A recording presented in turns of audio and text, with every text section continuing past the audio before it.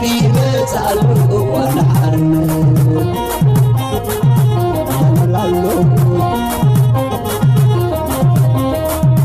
أبزقوا أنتلك نعشمت مزمزة نتوم كل سبب طولة مسقرزة سرنا مسافتي إننا بعد ماما سرنا سسوزري لا تعصقنا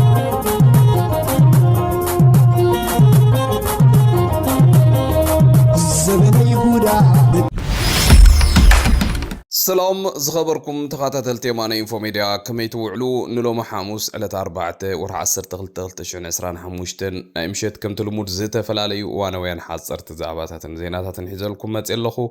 مكتالكم يعدم كبرى تخاتلتي نزا channelنا معباي توم حدث زخونكم سبسكرايب غبرو تمز غبركم كا شير لايكم كومنت مغباراي تحمقون دابلكو نابتينا حجي مدبات كسغركم بقدامنت زغربلكم كبرى تخاتلتي لو ما عنتي بزحت حدشت يا قدستي زعباتها تالو بمجمرتا لوم مشت اب تفتاو تكشو مريحنت كنبار حزباو مع بالبرغيدنا حمودو سفيح مبرخ خوبيوم بزعبا زلو هلو كنتات قالسنا بصحيو زلو درجان بحافشون دحرو على مجمرتا غزي زغبرو زلو قال محتت كخوني سلازي ابزي نايلوم مشت مدب مچم بزح كابتي زحلفه وان فلايكا دحرزو على حدشت نغرات ويكا زلو نغرو زلنا قالس انتا يمسل ابزبل مبريتات كوبيوم ازي حدا حبريتا مالتي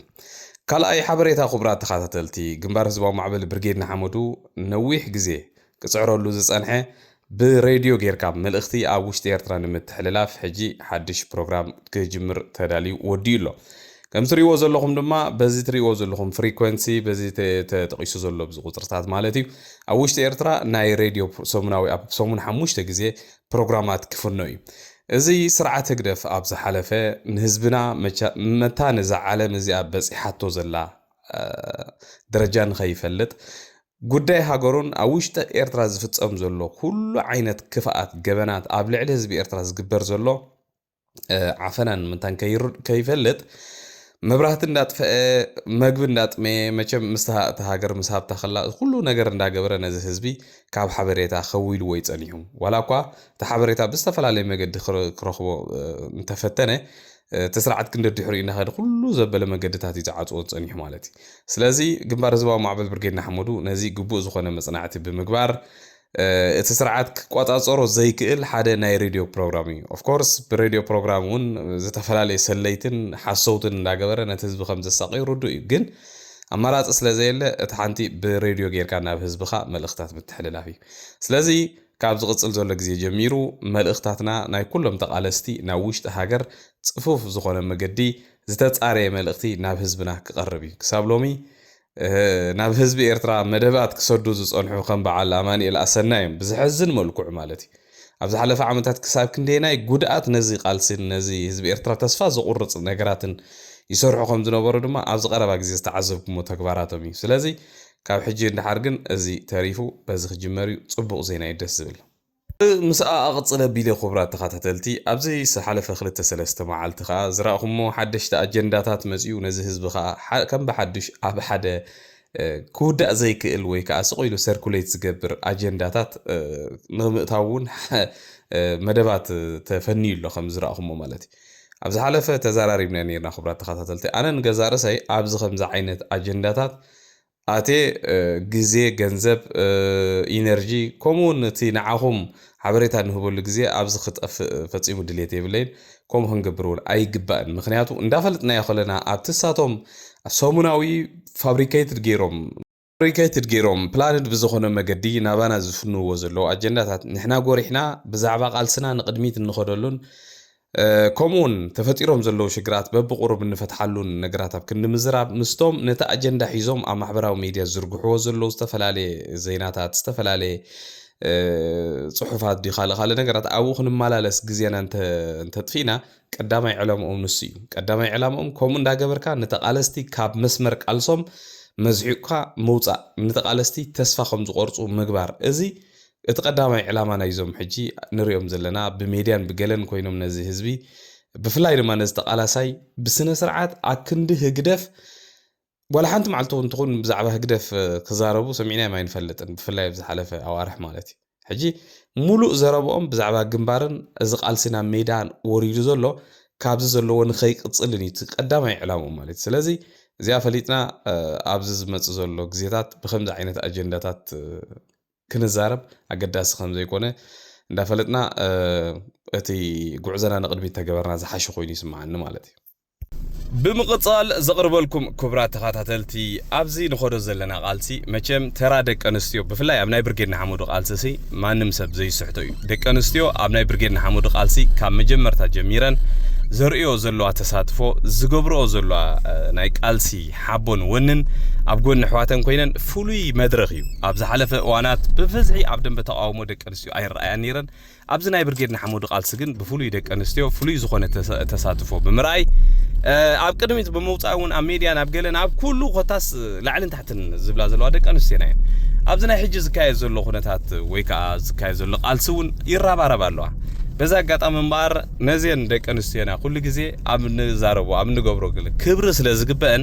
ነዚአን ደቂ ኣንስትዮ እዚአን ሞራል ክትህብለ ኢለ ኣነ ኣብዚ የምፅአን ዘለኹ ካብዘን ኣብዚ ቪድዮ ትሪእዎን ዘለኹም ውሕዳት ጥራሕን እዚአን ማለት ካብ ባሕሪ ብጭልፋ እየን ብዙሓት ደቂ ኣንስትዮ እየን ዘለዋ ብውሽጢ ኮይነን ዝሰርሓ ደን ካልእ ደን ብዙሓት ንፉዓት ደቂ ኣንስትዮ ኣለዋ ስለዚ ሞራል ንደቂ ኣንስትዮና ካልእ ዘቕርበልኩም ድማ ክቡራት ተኸታተልቲ ስርዓት ህግደፍ ን18 ዓመታት ኣብ ማይ ስሩዋ ዝተቐየዱ ነጋዳይ ዘርአጋብር ገብሪ ህይወት ኣቶ ተስፋ ኣለም ሰለሞን ብርሃነ ኣስምሮም ገብረወልድ ጎይቶኦም ክልተ ኣሕዋት ዳዊትን ማቴዎስን ዝርከብዎም ሎማዓንቲ ፈቲሑ ከም ዘሎ ኣብ ዝተፈላለየ ማዕከና ዜና ሆይ ይብላ ኣሎ ማለት እዩ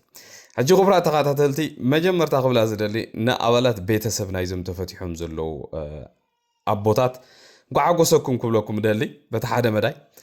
በቲ ካልእ ግን ኣዝዩ ዘሕዝን እዩ 18 ዓመታት ማለት ንኣቦታት ምእሳር ማለት ወዲ 50 ዓመት ከሎ ወዲ 68 ዓመት እትሰዶ እንተኾንካ እሞ ድማ ብዘይ ፍርዲ ብዘይ ዝኾነ ይኹን ነገር ክንዲዚ ዓመታት ኣብ ስቃይን መከራን ተስፊርካዮ ዳርጋ ሞይቱስ ረይሱ ናብ ስድርኡ ዝሃብካይ ብዝኾነ ግን እታ ብርሃን ዓለም ክርእዋ እሞ ድሓን እንኳዕ ተፈቐደሎም እዞም ተፈቲሖም ዘለው ሰባት እውን መወዳእታ ቃለ ምስክርነቶም ብዝኾነ ይኹን ዋላ ብፅሑፍ ገዲፎም ተኸይዶም ንህዝቢ ኤርትራ ዓብይ ሓገዝ እዩ እምበር ካብ ስርዓት እዚ 18 ዓመት ብዘይ ፍርዲ ኣብ ቤት ማእሰርቲ ኣብሊኻ ምስዳድ ማለት ዝሕዝን እዩ ብዝኾነ እቶም ካልኦት ን20-30 ካብውን ላዕሊ ዓመታት ኣብ ጎዳጉዲ ዘለው ኣሕዋትናን ኣቦታትናን እውን ምናልባት ኣምላኽ እንተፈቒድዎ ከምዚ ይፍጠረሎም እንተዘይኮይኑ ግን ምዒሎም ሓዲሮም ገሊኦም ማለት እቲ መንእሰይ ከርክቦም እዩ ገሊኦም ድማ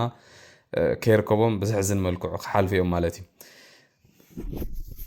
ዘቕርበልኩም ክቡራት ተኸታተልቲ ሎማዓንቲ ኣብ ትግራይ ኣብ ከተማ መቐለ ዘጋጠመ ብዙሕ ነገር ኣሎ ብዙሕ ሓደሽቲ ነገራት ኣሎ እዚ ናይ ሎማዓንቲ ዜና ከምቲ ዝረኣኹሞ ብክልተ ወገን እዩ ዝፍነው ኢሉ ገሊኦም ብደገፍቲ ናይ ህወሓት ብፍላይ ከዓ ብደገፍቲ ናይ ጽምዶ ብሜድያን ብካልእን ዝፍኖ ዝወዓለ ዜና ኣሎ ብካልእ ድማ በቶም ኣብ ትግራይ ለውጡ ዝደልዩ ከምኡውን ብተዛማዲ ምስ ናይ ግዝያዊ መንግስቲ ትግራይ ኣመሓዳሪ ዘሎ ጀነራል ታደሰ ወረደ ዝተሓባበሩ ወይ ዝዳናገፁ ሰባት ዝዝርግሕዎ መልእኽታት እውን ነይሩ እቲ መልእኽቲ እንታይ ነይሩ ክቡራት ተኸታተልቲ ሕጂ ብዙሕ ሓበሬታታት ካብ ብዙሕ ሰብ ከንብቦ ከም ዝወዓልኩ ልዕሊ 70 ካብኡን ላዕሊ ዝኾኑ ቁፅሮም ዕጡቓት ካብ ኣርሚ 31 እዮም ዝበሃል ማለት እዩ ናብ ውሽጢ ከተማ መቐለ ምስ ብረቶም ምስ ኩሉ ዕጥቆም ብምእታው ነቲ ናይ ታደሰ ወረደ ቤት ጽሕፈት ወይ ከዓ ናይ ቢሮ ናይ ግዝያዊ ምሕዳር ናይ ትግራይ ከቢቦም ተቆጻጺሮም ነይሮም መገድታት ተዓጽዩ ኩሉ ነገር ምንቅስቃስ እውን ደው ኢሉ ነይሩ እቲ ናይ ንግሆ ማለት እዩ ብድሕሪኡ ግን እቲ ምንቅስቃሳት ናይ መካይ ናይ ህዝቢ ከም ዘለዎ ኣፍቂዶም እቶም ዕጡቓት ግን ካብቲ ቦታ ከም ዘይረሓቑ እዩ ዝንገር ዘሎ እቲ ዝቀረበ ጠለብ ናይዞም ዕጡቓት እዚኦም ካብዚ ናይ ቅድሚ ሕጂ ዝነበረ ብረቶም ኣውሪዶም ዝገብርዎ ነበሩ ሰላማዊ ሰልፊ ናይ ሕጂ ፍልይ ዘብሎ ምስ ሙሉእ ዕጥቆም ምምፆም እዩ እዚ ዝኾነሉ ምክንያት ይብል ናይቶም ጠለብ በቲ ሰማዕናዮ ሓደ ጉዳይ ደሞዝ ካልእ እውን ጉዳይ ጥቕማ ጥቕሚ ዝብልዎ ማለት ምስ ደሞዝ ዝተተሓሓዘ ማለት እዩ እዚ ኣብ ዝሓለፈው ንዕሊልና ነርና ብልጽግና ወይ ከዓ ናይ ኢትዮጵያ ፌደራል መንግስቲ ናብ ትግራይ ዝሰዶ ዝነበረ ባጀት ደው ከም ዘብሎ ኣቀዲሙ ሓቢሩ ነይሩ ሕጂ ግን ዳርጋ 2 ወርሒ ሙሉእ ዝኸውን ብሙሉእ ባጀት ደው ኢሉ ከም ዘሎ ይትፍለጥ ሕሰቦ ባጀት ናይ ትግራይ ካብ ፌደራል መንግስቲ ደው እንተኢሉ ኣብ ትግራይ ክንደይ ዝኣክል ዕጡቕ ኣሎ ብዓብይ እውን ትግራይ ወላ ሓንቲ ሰዓት እዚ ብ360 ዲግሪ ገና ተኸቢበ ከላ ከምዚ ዓይነት ናይ ባጀት ምቁራፅ ሽግር እንተመፅዩ እቲ እዚ ሎማዓን ዘጋጠመ ይኹን ካልእ ከጋጥምሲ ሩዱእ ነገር ሎጂክ ማለት እዩ ካልእ ከጋጥሙ ንኽእል እዩ بزخونه كن كبرى سماعتي إذا قد دايزي كوم وخم زي كونه بفلاين جنرال تحدثوا I mean زوم لو ما عنتي مقالة زاتو عطوات مالت قليهم تايم زبلو نناي حوات مراحتي نخحزيهم ناو متيهم قال زبلو قليهم دما نتحدثوا ورا خحزوهم متيهم زبلو بزحات سبات الله تحققن حجي حسب قبله خلوه بزحات سباتون كم زحبر زلو تقدمي علامة ان جنرال تحدث ورده كاب سلطانو لك خمس نايقتاچو ردات نبره ويكا كاب وزغف مخنياتو اتقيتاچو ردا ابتوانتي عدل رقيبو بايربورت نا اديس ابا خملت كيليو حجي كن جنرال تحدث ورده ابت بيت صحت كم زيلن اب كالق بوتا نغزيو تخبيبي زلو አይወፀን ይዝብል ብዙሕ ሓበሬታታት ኣሎ መንግስቲ ኢትዮጵያውን ካብቲ ዘለዎ ቦታ ንኸይንቀሳቀስ ሓቢርዎ ከም ዘሎ እዩ ዝንገር ካብ መቐለ ከውፅኦ ድዩ ኣይውፅኦን ወይ ኣብኡ ክፀንሕ ክደራደሩ ድዮም ፅባሕ ንጎ እንታይ እዮም ክብሉ ንፈልጦ ነገር የለን ቅድሚ 3 መዓልቲ ሆን ኣብ ናይ ሕዳር ፅዮን ሴሌብሬሽን ኣብ ከተማ ኣክሱም ብሓንሳብ ከም ዝበዓሉ ንፍለጥ እዩ ተኾነ ግን እዚ ጉዳይ እዚ እቲ ናይ ምንታይ ምዃኑ ንክንፈልጥ ኣብ ዝሓለፈ እዋን እቲ ናይ ህግደፍ ፕሮፓጋንዲስ ስርዓት ህግደፍ ባዕሉ በመንግስት ደረጃ ሕወሓት ንጀነራል ታደሰ ወረደ ካብ ስልጣን አልያ ንክተልግሶ ትእዛዝ መሐላሊፍ ነይሩ ዝሓለፈ ነዛ ቪድዮ እዚ እንስማዕ ኢና بوادم مالني إذا حجز بلكم بغطتا نتديفن حوحاتن زملكت كوينو نزوم حجز قلتهم سبات بتنكاغه منت صركم اطريخم كترئيوم زلكم سباتيم بعابيو ناي سراوي التقراي ناي نعب خونتات نممر مارون كحجزوكمي أسمات كزرزر لكمي أستوعلو تادسه ورده علم قبر واحد إيسياس تادسه حلاف بريزيدنت بيت صحفت تولد عنبب حلاف السليا يوم إزوم زغلص كلكم سبات تقراي بتنقاقه منصر أصريا خطر يوم زلوا سباتيم ጌታቸው ረዳ ምስደመቀ እንታይ ይገብሩለው እንተበልና ድማ አብይ አህመድ ሰራዊቱና ብሕሞራ ኾቱ መጽናዕቲ ይገብሩ ብፍላይ ዞም ናይ ሓራ መሬት እኽብካብ ዝብላሎ ቶስት ናይ ምዃን ተበጉሶ እንዲው ተጋሩ ምጥንቃቄ ድሌኩም ንዓና ግን ጽቡቕ ዜና እዩ እምበኣርከስ ነዚ ምስ በልኩ ጀነራል ታደሰ ወረደ ዝመርሖ ግዚያዊ መንግስቲ ትግራይ ኣብ ትግራይ ፈጺሙ ከም ዘይድለን ትግራይ ሙሉእ ብሙሉእ ኣብ ትሕቲ ናይ ህግደፍ መሓውር ኣትያ ብስነ ስርዓት ብህግደፍ ንኽትመሓደር ኣብ ናይ መወዳእታ ጥርዚ በፂሓ ከም ዘላ በዚ ክንፈልጥ ይግባእ ማለት እዩ እዚ ሎም መዓንቲ ዝተገብረ ነገር እውን ዝተፈላለየ ሽጣራ ዝተሓወሶ ንጀነራል ታደሰ ወረደ ናቱ ግዚያዊ ምምሕዳርን ካብ ስልጣን ኣሊኻ ሙሉእ ብሙሉእ እቲ ስልጣን ኣብ ትሕቲ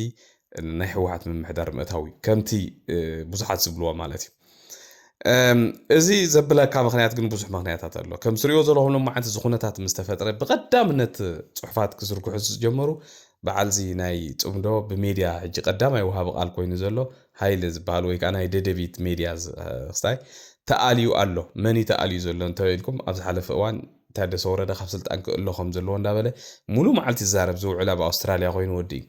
ዝሪዮ ዘለኹም ከምኡ ኢሉ ጽሒፉሎ ብዙሓት ሰባት እውን ደገፍቲ ናይ ሕወሓት ኢና ባህልቲ ከምኡ ክጽሕፉ ኢሎም ነይሮም ነው መዓንቲ ማለት እዩ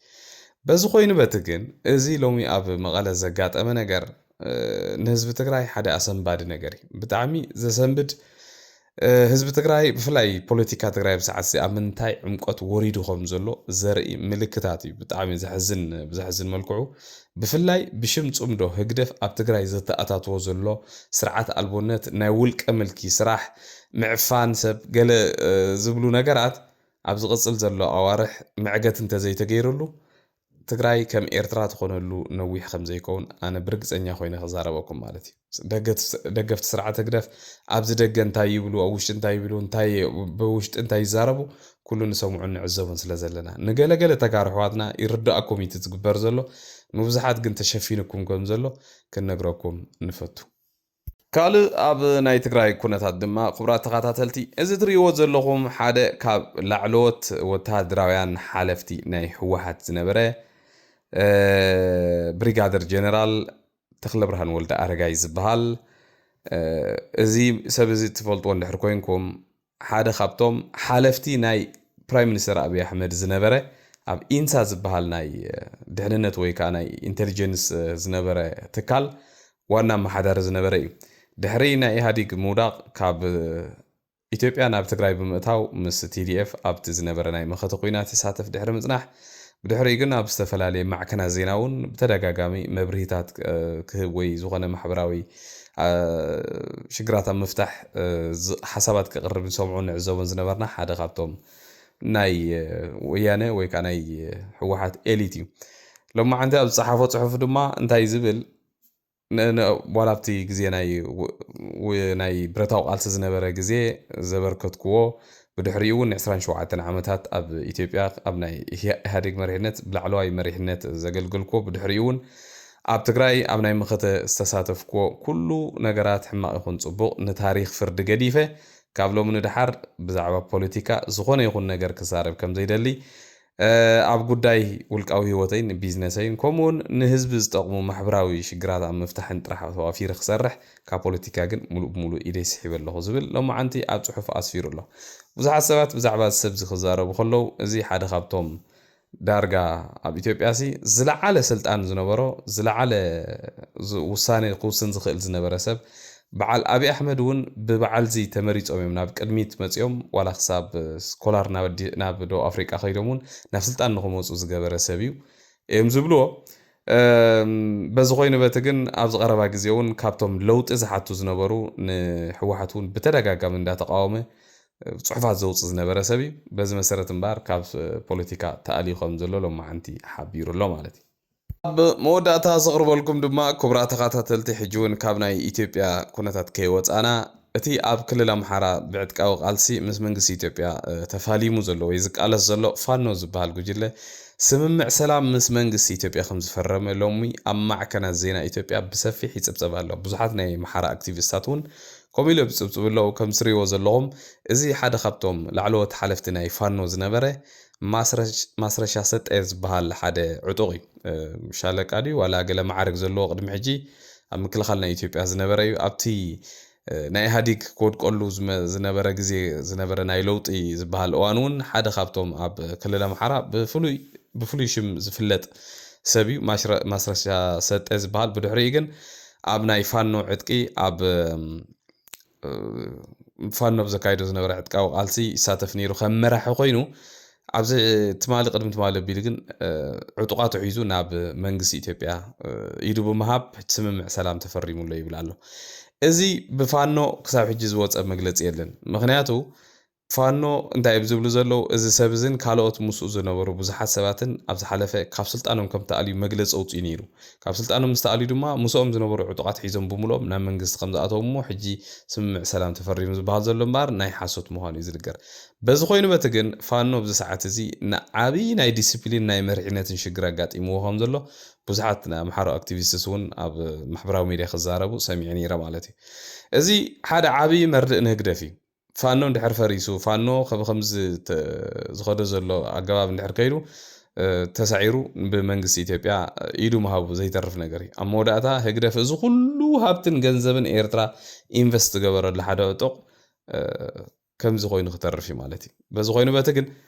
ኣብ ክልል ኣምሓራ ኣብዚ ሰዓት እዚ ካብ ትግራይን ካብ ካልእን ብዝኸፍአ መልክዑ ኣዝዩ ናይ ኩናት ዓውዲ ኮይኑ